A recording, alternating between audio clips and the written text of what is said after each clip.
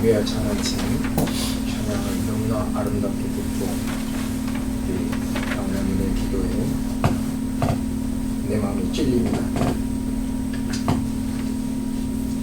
성경 봉독하겠습니다. 다 같이 함께 감사를 합독하겠습니다. 시작.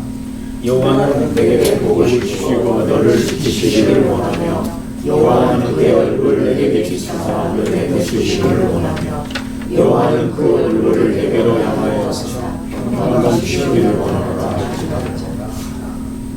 아멘. 반갑습니다.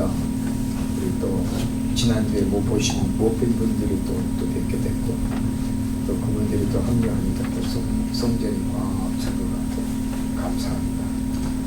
한 분 한 분의 이 자리가 정말 고귀한 소중한 자리를 생각합니다. 오늘 이 말씀의 제목은 얼굴입니다. 사실은 얼굴이라고 하지 않고 제가 제목을 꼴이라고 지었습니다. 꼴.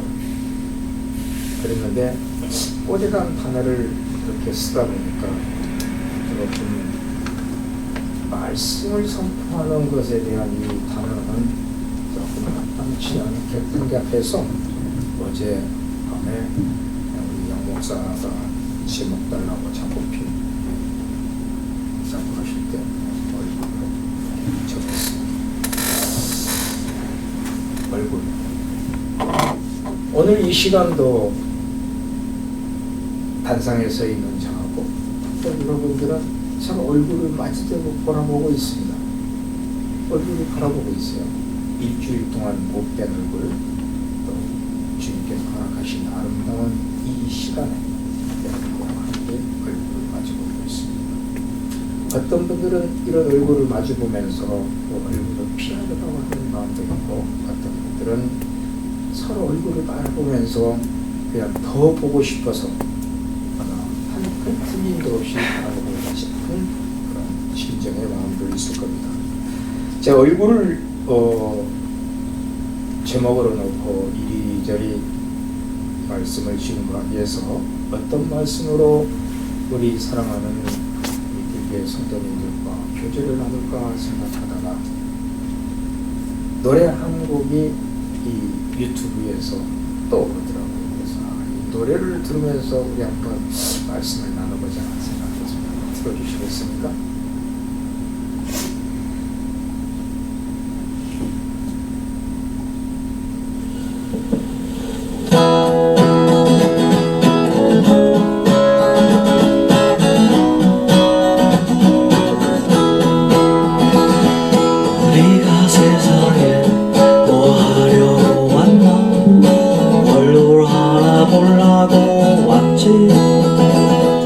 세상에 나 돌아다니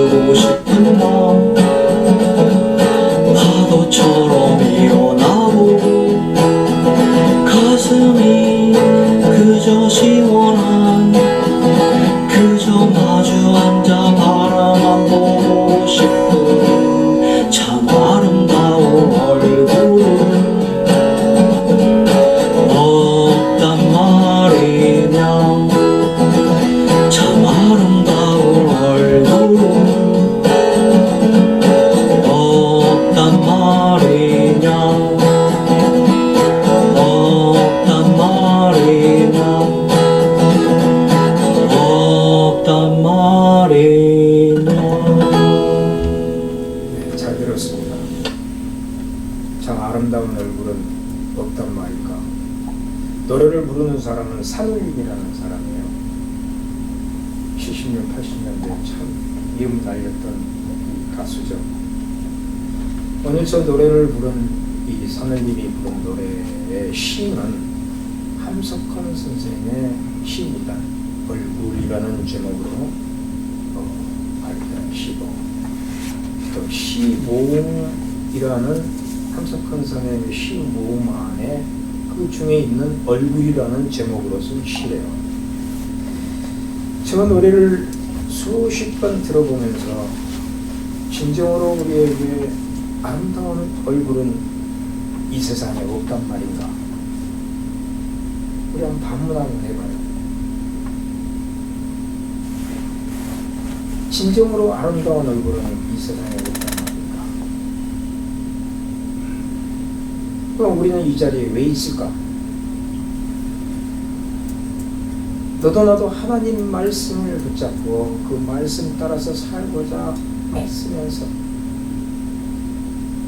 주님 앞에 회개하고 오늘 또 아버지 앞에 나와 지난 날을 회개하면서 잘못 저질렀던 그 생각들을 다시 한번 생각하면서 주님 앞에 나온 그 얼굴이, 회개하면서 나오는 그 얼굴이 진정으로 참 아름다운 얼굴이 아닌가라는 생각을 하는데, 정녕 노래 부르는 사람은 자기 눈을 보이지도 않고 선글라스를 끼고 노래를 부르고 있어서 한편으로는 조금 안타까운 점은 있었습니다만은, 그래도 그 노래의 가사에 참 깊은 의미가 있음을 다시 한번 생각해 봤습니다. 오늘 하나님께서 주신 본문 말씀이 6장 24절에서 26절까지예요. 그러나 실질적으로 우리에게 주시는 말씀의 뜻은 22절에서부터 27절까지입니다. 그 하나님이 주시는 22절에서 27절까지는 한번 띄워보실 수 있으시나요? 이스기 6장 22절에서 24절까지 제가 다시 한번 말씀을 읽어보겠습니다. 여호와께서 모세에게 말씀하여 이르시되 아론과 그 아들에게 말하여 이르기를 너희는 이스라엘 자손을 위하여 이렇게 축복하여 이르되 여호와는 내게 복을 주시고 너를 지키시기를 원하며 여호와는 그의 얼굴을 내게 비추사 은혜 베푸시기를 원하며 여호와는 그 얼굴을 내게로 향하여 드사 평강 주시기를 원하노라 할지니라 하라. 그들은 이같이 내 이름으로 이스라엘 자손을 축복할지니 내가 그들에게 복을 주리라.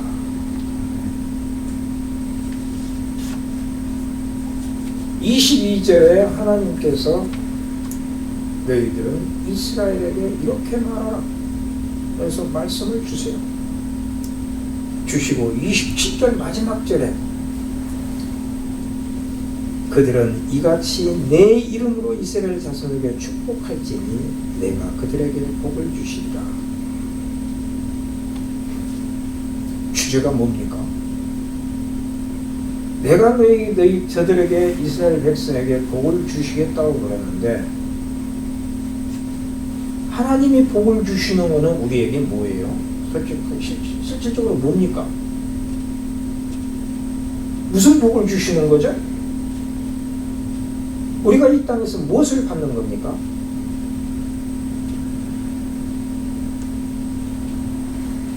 내가 너희들에게 이스라엘 백성에게 복을 주시겠다는 그 복은 하나님이 당신의 얼굴을 너희들 앞에 보여주시겠다는 뜻입니다. 그래서 무엇이에요? 우리는 죄인이에요. 이 죄인을 하나님이 죄 없다 선포하시고 우리를 만나 주시겠다는 거거든요. 너희들에게 축복을 주시겠다는 거예요. 그러면 결과적으로 무슨 단어가 떠오르냐면 화해가 떠올라요. 화해. 진노하신 하나님께서 죄악 속에 있는 당신의 백성들 이스라엘을 만나시겠다고 하는 것은 당신이 화해하시는 겁니다. 다른 것이 아니에요. 화해를 누가 한다고요? 하나님이 하시는 거예요. 우리는 화해를 할 수 없어요. 죄인이 어떻게 화해를 합니까? 내가 너하고 화해를 해. 지난날에 잘못된 거, 그거 내가 잘못했어. 그래. 그런다고 그 화해가 끝나는 건가요? 그대로 남아있어요. 그러나 그대로 남아있는 것 자체를 지워버리시는 것은 바로 하나님이시라는 거예요. 화해. 본문 말씀으로 바로 제가 들어갔습니다. 우리가 복받겠다. 하나님으로부터 복을 주시옵소서. 축복을 내려주시옵소서. 무슨 물질을 달라고 하시는 기도신가요? 아니면은 내가 원하는 것을 하나님으로부터 받기를 원하는 마음으로 축복을 달라고 하나님한테 매달리는 건가요? 하나님은 이 세상에 있는 모든 것을 다 네 것이니 너희가 관리하라고 그러셨어요. 이 세상 모든 것을. 이 세상 모든 것에는 돈도 들어갈 것이고 땅도 들어갈 것이고 집도 들어갈 것이고 살고 있는 나하고 가깝게 지내고 있는 내 가장 가까운 사람도 들어갈 것이고 모든 것이 포함되어 있는 것이 이 세상 모든 것이에요. 모든 것을 우리한테 맡겨주셨다고 하나님이 선포하셨어요. 그러셨는데 하나님께서 내가 그들에게 축복하겠다라고 이야기하십니다. 그 바로 아까 이야기했던 화해하시겠다는 거죠. 출애굽기에 이스라엘 백성들이 어떤 범죄를 하셨을 때 하나님께서 모세를 통해서 내가 내 백성을 만나겠다고 하셨습니까? 누가 이 애굽 땅에서 너희를 이끌어낸 종생활에서 자유인으로 끌어낸 자냐? 한번 만들어봐라 했더니 금송아지를 만들었어요. 그것도 각을 떴어요. 뭘로? 그 재료가 뭡니까? 자기 귀에 있는 귀걸이, 목걸이, 팔찌. 뭔가요? 자기 수신이요. 귀걸이, 목걸이, 팔찌. 자기를 보호하기를 원하는, 마지막에 자기를 보호하고자 해서 가지고 있는 것이 목걸이, 팔찌, 귀걸이입니다. 여러분께서는 지금 그걸 기억하실지 모르겠지만 또 전쟁의 월남전이나 이런 데 참전하셨던 분이시라면 알으시겠지만 우리 양 목사님은 과거에 아버님께서 북한에 이북에 살다가 전쟁 때 내려오신 분이시라는 것을 들었어요. 그때 그분이 이제 가장으로서 이 남한 땅에 내려올 때 뭘 가지고 왔느냐? 북한에서 이북에서 잘 살으셨으니까 큰 목재소도 하시고 그러셨기 때문에 발끝한 물에서 끝까지 시계를 차고 오셨다고. 많은 시계를 차고 오셔서 오다가 걸려서 검문하고 시계 하나 빼주고 오다가 걸려서 내려오고 시계 하나 빼주면서 가족도 데리고 내려왔대요.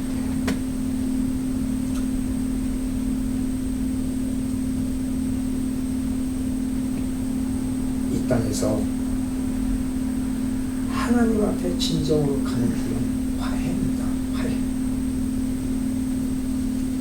화해하기 위해서는 어떻게 해야 되는가?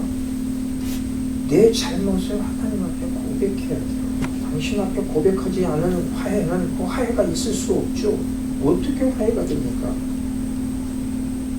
오늘도 아버지 내가 잘못했습니다. 고백하고 내일도 고백하고 오늘도 고백하고 다 고백하면서 내 옆에 있는 사람에게 혹시 내가 잘못한 일이 있나? 우리가 지난주에 여러분들하고 같이 말씀을 나눌 게 멍입니다. 소 2마리가 한 교리가 하나의 멍에 안에 매여서 일을 한다고 했어요. 그 멍에는 하나님밖에는 풀 수 없다고 그랬습니다. 왜? 목을 채워서 멍의 위쪽에다 빗장을 치기 때문에. 짐승은 그걸 못 풀어요. 손은 못 풉니다. 한번 채워진 멍에는 못 풀어요. 주인이 풀어줄 때까지. 그때까지 일을 하는 거예요. 그러나 이 인간의 교활함은 손이 뒤로도 올라가고 손이 위로도 올라가요. 그 교활함이 빗장을 풀어요. 하나님께서 묶어주신 그 결의를 스스로 풀습니다. 무슨 이유로든 풀고 그것을 떠나요. 인간의 삶 속에서 어떤 방법으로 멍해를 스스로 풀고 나갔는지는 서로 파트너로 있던 사람들이 서로 문제를 일으키고 서로 떨어지는 부분이고, 한 가정을 이루는 남녀가 가정을 이룬 속에서도 이혼이라는 이름으로 떨어질 수도 있고, 물질로 인해서 서로 시비 걸고 서로 싸우다가 떨어질 수도 있고, 부모와 자식 간에도 떨어질 수도 있고, 여러 가지 세상 살 속에서 수많은 것 중에서 일어날 수 있습니다. 저는 오늘 본문 말씀을 민수기 6장 24절에서 26절로 말씀을 나눴지만, 실질적으로는 제가 보고자 했던 것은 야곱의 일생이었어요. 저는 야곱이라는 사람을 참 좋아합니다. 여러분께서는 야곱이라 하면은 그 형의 장자권을 뺏고 팥죽을 뺏었죠. 팥죽 한 그릇으로 들에 나가서 실컷 고생하고 돌아 땀 뻘뻘 하면서 배가 고파 허기질 때 딱 앉아서 팥죽 젖으면서 냄새나게 만들어 먹고, 그걸 먹기를 갈망하는 마음으로 이 장자권을 주면은 내가 이 팥죽을 줄게. 교활한 방법으로 차려놓고 올무에 걸러들게 만들어놓고, 그냥 덤뻑 장자권에 대한 그냥 가볍게 여긴 그 장자권 팥죽 한 그릇을 팔아먹자. 거기에 이삭이 나이 들어 다 죽을 때가 되면서 자녀들에게 유언을 읽어내려야 되는데, 그 시기에 또 야곱과 에서의 어머니 리브가의 개입을 야곱에게 축복을 받지 않습니까? 그 야곱이 이삭에게서 그것을 안 에서가 야곱을 죽이려고 할 때에 또 어머니가 또 끼어들어서 자기 친정으로 보내요. 보내는 그 길에 지명이 하나 생각나고 하나님을 만나서 쓸쓸히 나랑 하나 짊어지고 가는 그 길에 피곤해서 잠자는데 돌베개를 입고 자는데 하나님을 만납니다. 천사가 오르락내리락.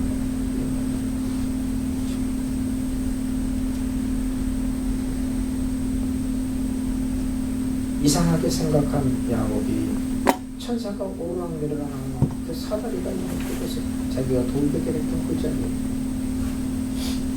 이곳은 하나님이 집이다 하면서 베델이라 이름을 지어요. 야곱은 하나님을 몇 번 만났나요? 2번 만났나요? 3번 만났나요? 분이엘이라는 이름으로 하나님의 얼굴을 봤는데 내가 살아났다 하면서 분이엘이라는 이름을 또 지어요. 자기 형을 만나러 갈 때 이제 20년 동안 고생 실컷 하고 자기 삼촌한테 이용당하고 외삼촌한테 이용당하고 다 털리고 자기 와이프들만 데리고 쫓기다시피 가는 길에 이제 가는 길인데 어디로 갑니까? 자기 형이 있는 곳으로. 과거에 생각났던 그 형한테 뺏었던 장자권과 또 이삭으로부터 뺏은 그 장자권, 그래서 축복, 그 축복을 받아가지고 와서 다 털려버리고 그 짐승 몇 마리 가지고 와서 그 당시로서는 큰 부자였죠. 그렇게 큰 부자가 감당하기 어려운 것은 에서를 만나기 위한 하나의 여정이죠. 여정 속에서 만나러 가자니 형한테 쉽게 생겼고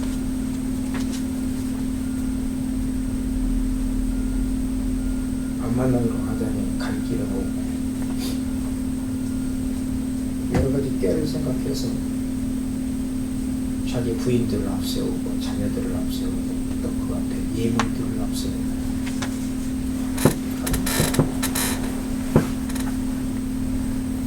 불안해서 예서를 만나기를 못하고 주저주저 할 때에 하나님이 개입하시지 않습니까?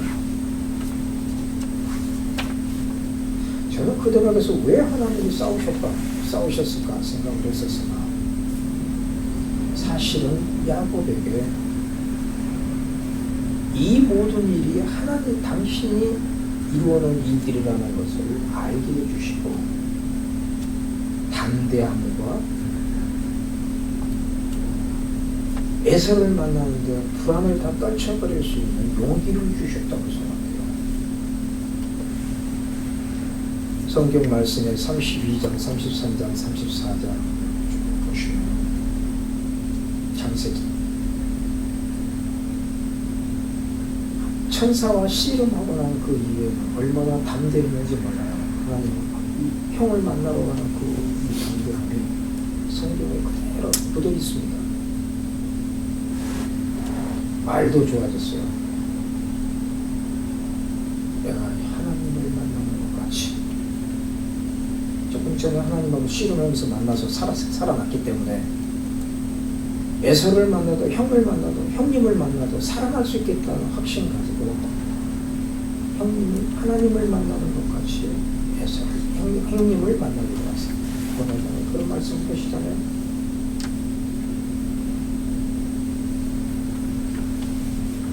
그때 성경은 여러 문장 속에 하나님의 얼굴을 성경에 써놓습니다.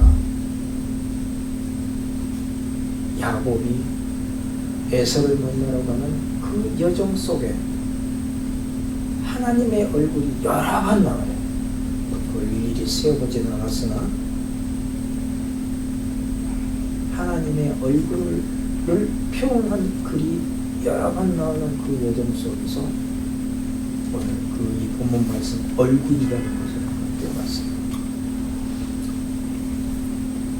민수기 6장의 22절에서 24절에서 26절까지를 보면서 하나님께서는 화해하시는 하나님이라는 제목으로 제가 이렇게 미리 말씀드렸듯이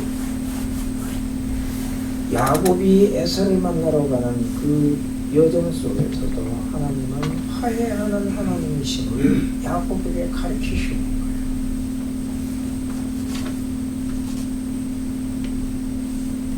그 화해하는 하나님이라는 것을 이렇게 가만히 이렇게 보면서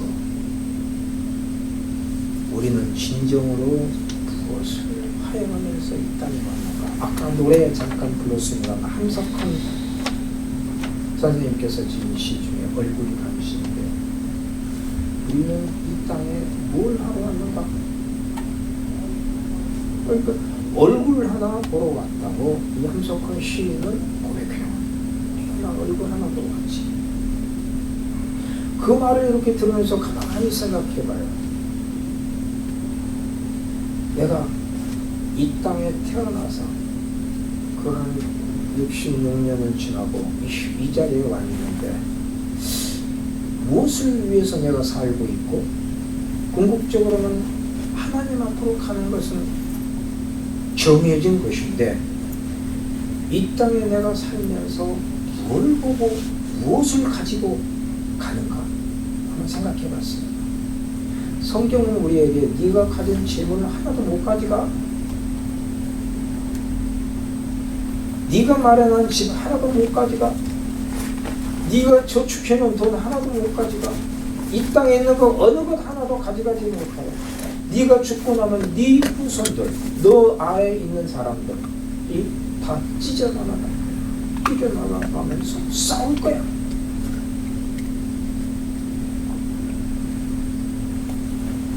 우리가 이 세상에서 신문지상에 보면 수도 없는 재벌들의 가족들이 자기 아버지가 죽지도 않았는데도 재산 가지고 싸워요.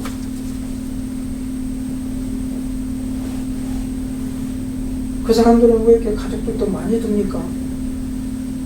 자녀들이 여러 명이에요. 그 싸우는데 이거는 같이 형제라는 아니면 같이 피를 나는 자녀들이라는 식구들이라는 그 개념 자체가 없어 버릴 정도로 그렇게 싸워요. 피 튀기는 싸움으로도 죽기 살기는 싸우고. 아니 저 같은 경우 돈이 없어서 이제 그런지는 모르겠지만은 그 자기 몫으로 개런티 될 수 있는 돈이 어느 정도 있으니까 그것만 받고 끝났으면 될 텐데 왜 남의 것까지 넘어오면서 그걸 더 뺏어가려고 더 그 난리를 치다가 나중에는 법의 잣대로 풍지박산되고 공중분해되고 아무것도 못 가지고 그러는 재벌들의 이 가십거리들이 한두 가지가 아니죠.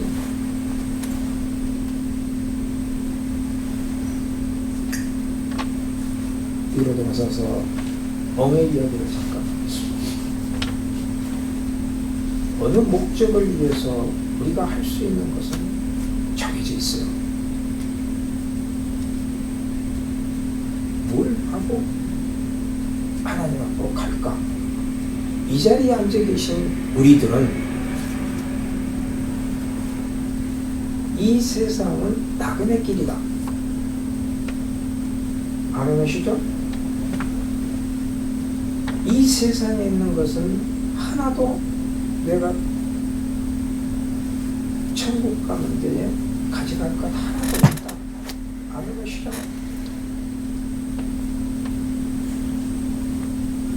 뭘 가지고 가는가 하나님 앞에.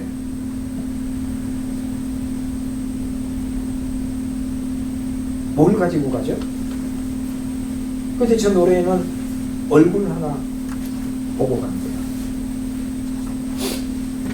그 가만히 생각해 보니까 얼굴을 가지고 간다. 그럼 천국 앞에, 천국에 들어가면은 그 얼굴이 그 사람 앞에 있겠네. 얼굴 가지고 가니까. 얼굴 하나 보고 가니까. 천국에 누가 계신다고요? 우리 예수님이 계시잖아요. 그러면 우리는 여기서 뭘 가지고 가요? 뭘 보고 갑니까? 하나님을 보고 가시는 거예요. 우리를 화해해 주신, 화해시켜 주신, 우리의 마음으로 화해를 하고 간 것이 아니라 주권자이신, 창조주신 하나님께서 우리로 화해케 하시고 당신께서 화해해 주시고 당신께서 우리를 끌고 가시는 거예요.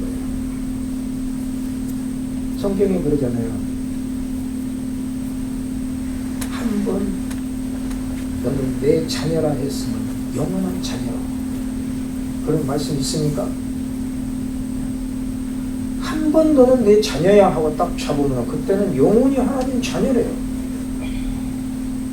내가 고백해서 하나님 앞에 자녀라고 말을 했던 어찌됐든 하나님이 내가 고백한 것을 들으시고 그래 내 지난번에 너 나에게 아버지라고 불렀지? 그래 그러면 내가 너한테 너는 나의 아들이다 라고 지난 날을 기억하시고 같이라도 자녀를 삼아주셨으면 그 자녀는 아버지 나라에 살을 수 있는 개런티가 된 것이죠. 그 개런티된 자녀가 뭐 실수를 조금 한다고 하나님이 너 나가. 너는 내 아들 오늘 안 해. 오늘부터 안 해. 꼬적을 파버릴 거야. 그러십니까? 안 그러죠? 왜? 하나님 손해거든. 당신이 내 아들이라고 선포해 줬으니 누가 들었어요?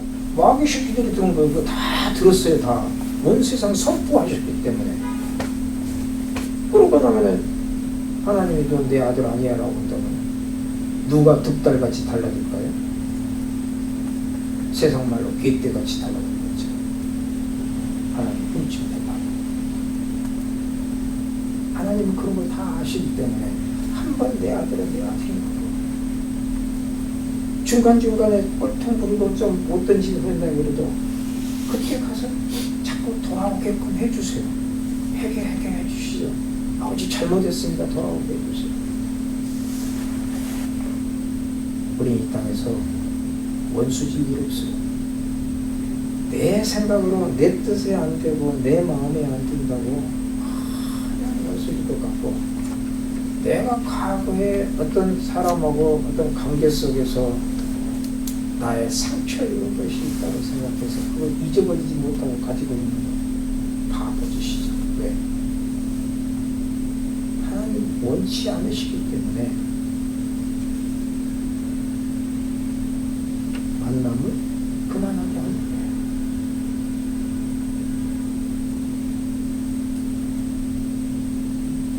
젊었을 때에 이 사람은 나하고 같이 영원히 갈 사람이라고 약속하고 성경 앞에 손 얹고 고백하고 했다. 인간이 한 행위죠. 하나님이 개입한 속에서 하나님의 뜻대로 이루어 나간다면 어떠한 일이 있어도 진행될 거예요. 하나님의 역사하심 속에서. 안 되는 것은 안 됩니다. 떠날 사람은 떠나, 수척할 사람들은 수척합니다. 함께 할 사람은 아무리 안 하려고 대짓을 다 해도 함께 하게끔 돼 있어. 이 세상에 하나님이 허락하시는 하나님의 주권 안에 있는 우리들은 하나님의 뜻하심과 계획하심과 허락하심 안에서 우리는 가게 돼 있어요.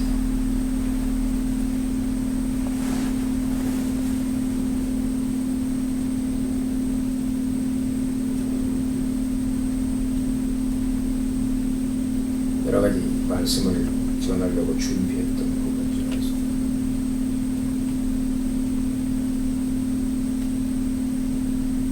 화해는 하나님의 얼굴을 보는 것이다 라고 했어요.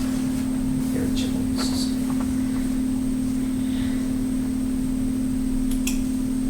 하나님을 이 자리에서도 하나님을 인격적으로 만나신 분이 계세요.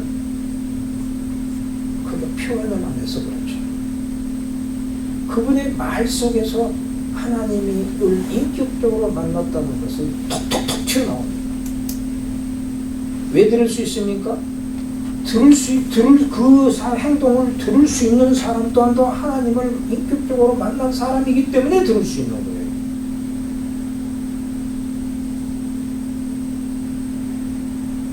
그런 자리에 있는 저와 여러분들이 되기를 간절히 축원합니다. 하나님을 인격적으로 만나지 못한 자들의 행동은 방향이 세상에 있어요. 하나님을 진정으로 만난 자들은 방향이 하나님께 있습니다. 왜? 이 세상에 그만한 따뜻함이 없었거든요. 이 세상에 누구에게 도움받고자 하는 그 도움을 구했을 때 그분의 그 엄청난 그 힘에 의해서 도움받는 그 도움을 받아본 적이 없거든요.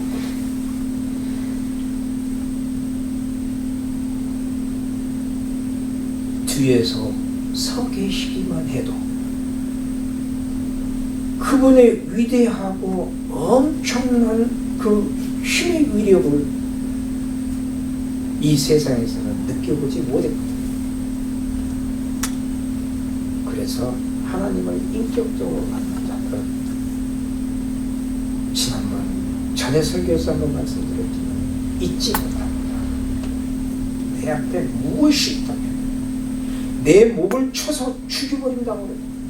나를 죽음의 앞에 끌고 간다고 못 잊는 거예요. 그 사랑.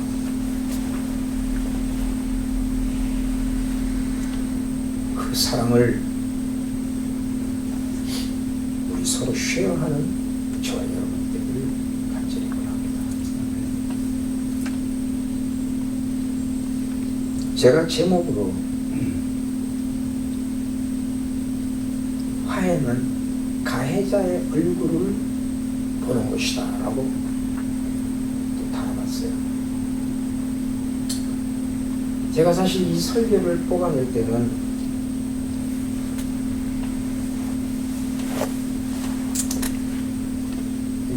누구인지 어느 목사님인지 이름을 잊어버렸어요.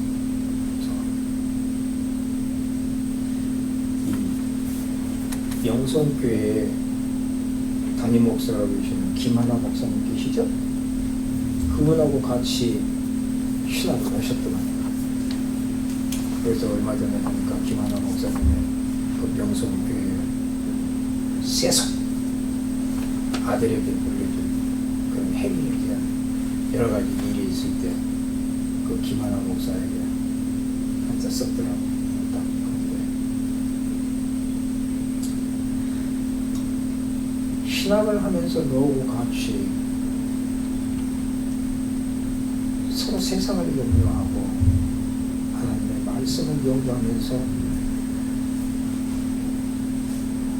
우리 같이 쉐어했던 지난날이 생각난다. 그때 너가 가지고 있던 그 생각, 그 마음, 이미 그때 너는 명성교회의 이 세속에 세속되느냐 안 되느냐를 놓고 논하고 있을 때는 그 자리에 이미 있었다. 목회자가 아니었을 때도 그때 네 입으로 말했던 절대 세속은 없고 명성교회를 안 갈 거냐, 안 가겠다고 약속했던 그 약속을 한번 기억해봐라. 그래서 이분이 그렇게 말씀하셨어요. 글을 썼더라고요.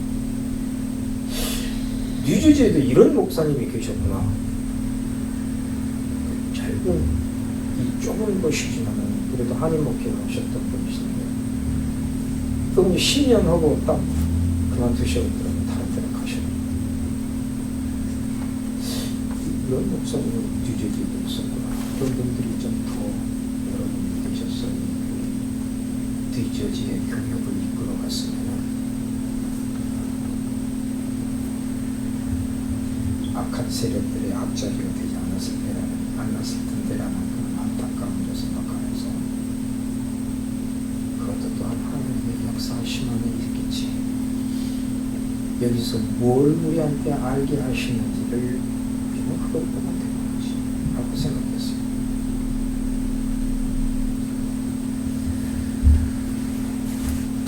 오늘 이 설교 이 부분은 그분의 설교하신 것을 읽어보고 거기에서 아이디어를 좀 찾아냈던 부분도 있습니다.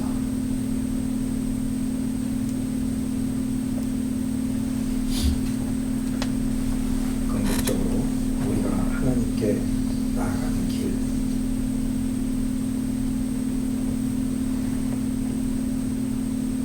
우리가 할 수 없다는 것, 화해는 우리가 할 수 없고 하나님이 해주시는 것. 하나님이 해주시기를 바란다면 하나님 앞에 붙잡혀야 된다는 거. 날 잡아주소서. 우리 장로님을 찬양하시면서 주여 나를 붙들어 주소서. 주여 나를 사용해 주소서. 내가 당신 앞에 나가기를 원하오니 당신의 얼굴을 보게 해주소서. 이 얼굴을 보게끔 하여 주시는데 목회자의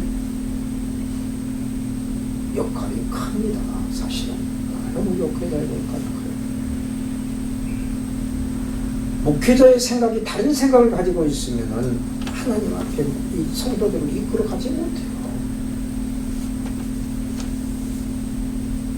교회가 하나의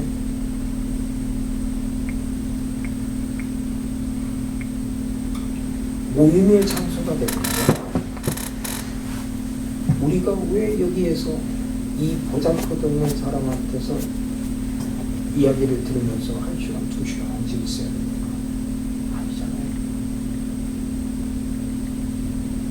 여러분들 보시기에 제 목사라는 칭호를 걸어놓고 있지만은 실로 존재 가치도 없는 자예요. 오늘 또 여러분 앞에 이 자리에 섰을 때 부끄러움 앞에 아버지, 내가 당신 앞에 죽을 죄를 졌으나 당신께서 내 죄를 덮어주시고 이 자리에 세워주셨으니까 이 입술을 당신께서 사용해 주셔서 당신의 말씀만을 전하게 주시고 지난 시간에 내가 주님 앞에 회개할 것이 있다면 깨닫게 해주시고 말씀 안에서 말씀 속에서 전하는 순간순간에서 회개하게 주시옵소서 라고 고백을 해요.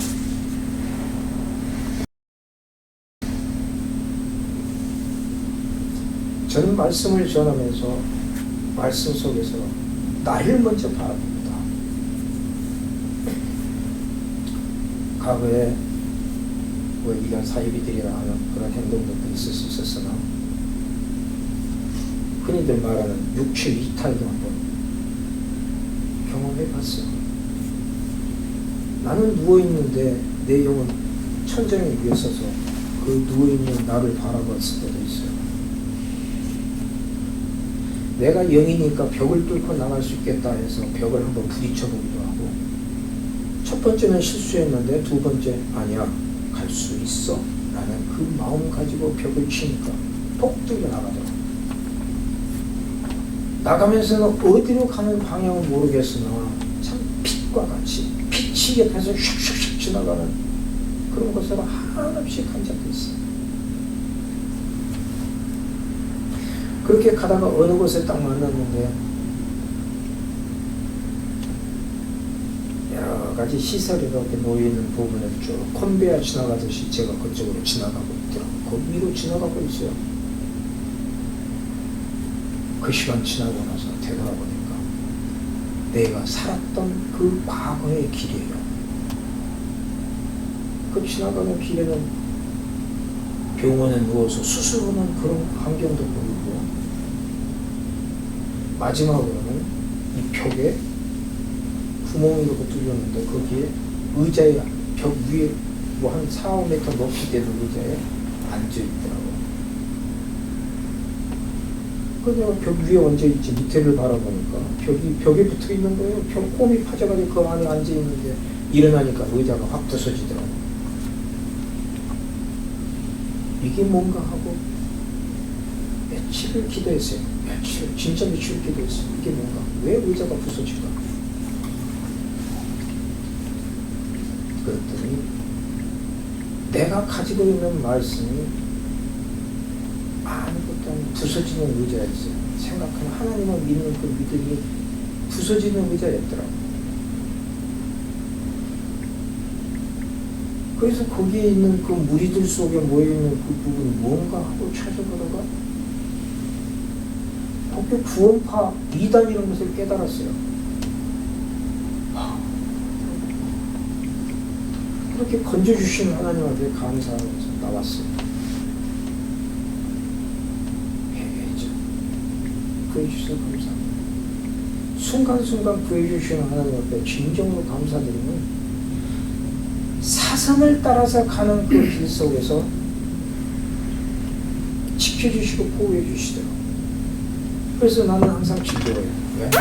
어느 상황이 내 앞에 온다 하더라도 이거는 일단 지나가.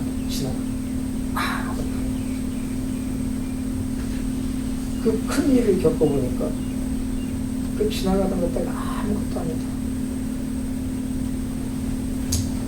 쓸데없는 지난 시간들에 뭐 별로 듣고 싶지도 않은 그런 이야기를 제가 되뇌이고 있습니다만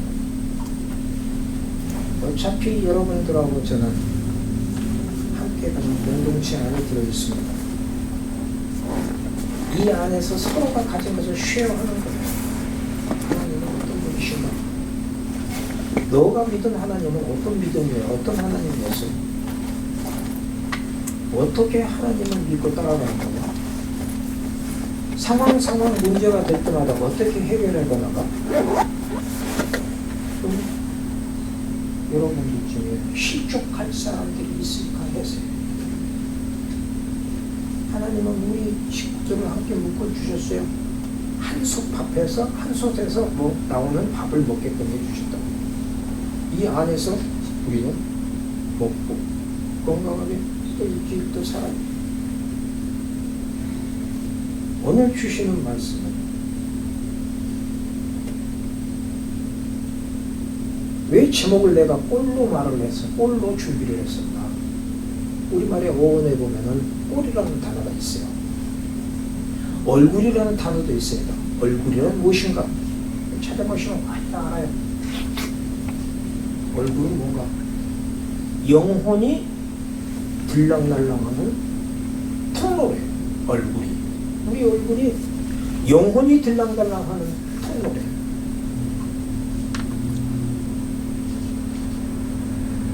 그 말을 다른 말로 바꾸면 꼴이라고 말을 해요. 꼴. 근데 이 꼴이라는 단어를 우리가 쓸 때 참 좋지 못한 쪽에 쓰고 있어요.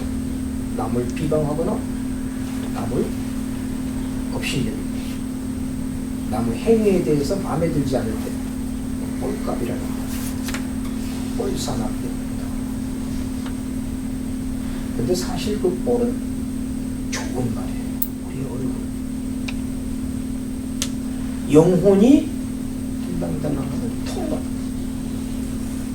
그래서 내 영혼이 이 안에 들어있는데 들어있는 영혼은 이 얼굴을 윤곽을 만들어요. 내가 화나 있으면 화나는 얼굴, 기쁨으로 차 있으면 기뻐하는 얼굴, 어린아이와 같은 마음을 가지는 어린아이와 같은 얼굴. 나이에 따라서 상관없습니다. 나이가 50살, 60살, 70살, 80살 먹어도 상관없어요. 어린아이라도 마도 상관없어요. 내 안에 예수님을 모시고 예수를 우리의 구원주하시며 우리의 하나님의 아들이신 나를 고백하는 그 순간 우리는 하나님과 화해하고 하나님의 대면하는 자예요. 분의 일이라고 이야기할 수 있어요. 하나님을 대면했더니 내가 살았다. 그러니까 에사가 그 죽일 듯 하려는 400명의 군사를 데리고 자기가 사주적으로 데리고 있는 400명의 군사를 데리고 오는 그 에사에게 담대하게 말하는 거예요. 화해하는 거예요. 화해라는 것은 어렵죠.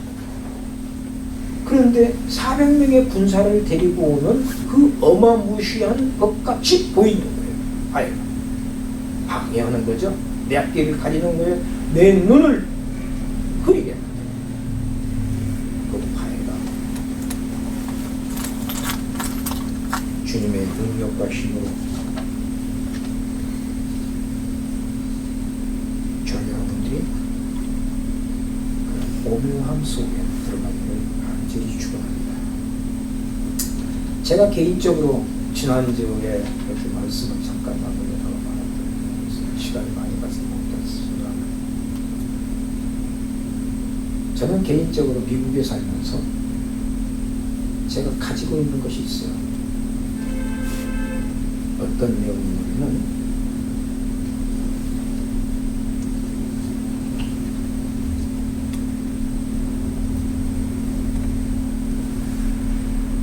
내 앞에서도 걷지 마라.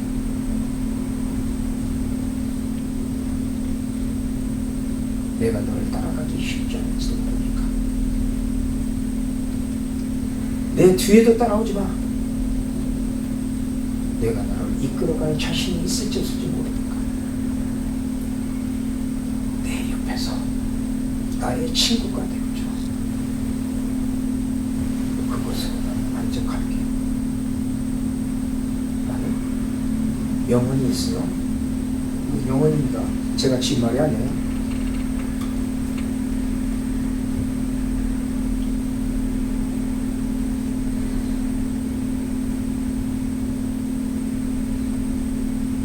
그 말을 어느 기사거리에서 제가 읽어보고 와, 뭐지 내 맘하고 똑같냐 라고 생각하면서 제 마음속에 깊이 한번 닫고 있으면서 지금까지 살아오면서 그걸 모태로 내가 살았다고 생각해요. 때에 따라서는 벗어나서 일을 행동도 했을지도 모르지만은 순간순간 되돌아서서 내 앞에도 가지 마. 내 뒤에도 따라오지 마. 그냥 내 옆에서 어깨 나란히 하고 우리 같이 친구하자. 요즘에 시간이 지나고 나이가 조금 더 먹어가면서 점점점 그 말씀에 더 깊이 사무치는 것 같아요.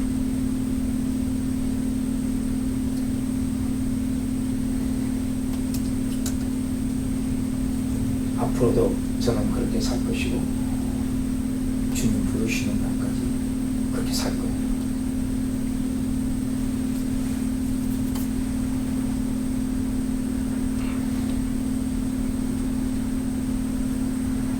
두서 없는 이야기를 돌아가는 시간이 많이 잡으면서 말씀을 드렸습니다. 잠시 우리 시 한 곡 들어보면서 말씀을 맺겠습니다. 역시 오늘 이 시도 함석헌 선생님의 시인데 그 사람을 가졌는가 하는 제목입니다. 들어보시죠. 뜨거웠던 여름이 지날 때마다 생각나는 시가 있습니다. 오늘 까만 머리에는 시 한 편 낭송할게요.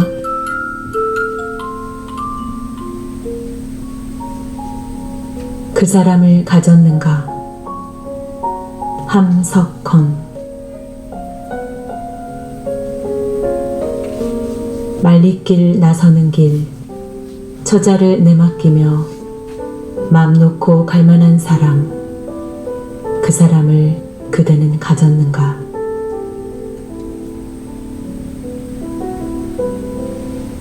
온 세상 다 나를 버려 마음이 외로울 때에도 저 맘이야 하고 믿어지는 그 사람을 그대는 가졌는가?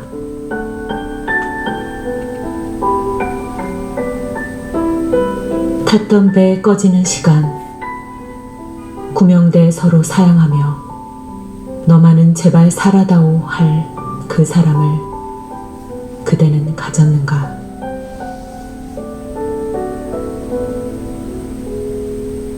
불의의 사형장에서 다 죽어도 너희 세상빛을 위해 저만은 살려두거라 일러줄 그 사람을 그대는 가졌는가?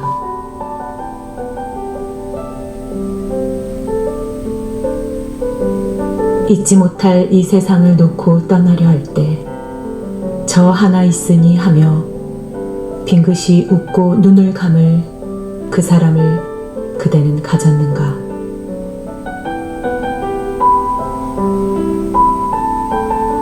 온 세상의 찬성보다도 아니 하고 가만히 머리 흔들 그 한 얼굴 생각에 알뜰한 유혹 물리치게 되는 그 사람을 그대는 가졌는가?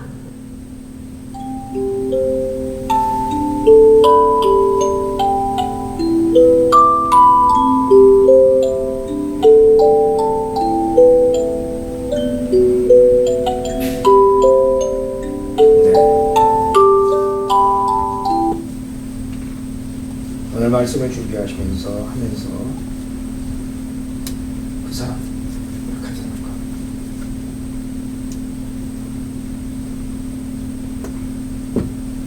그 사람을 가졌다는 이야기는 그 얼굴을 내 마음에 담아나는 것이죠.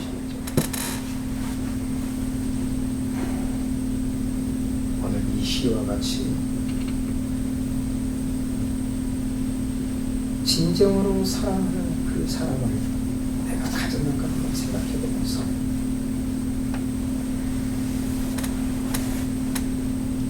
그 얼굴을 한번 연상해보면서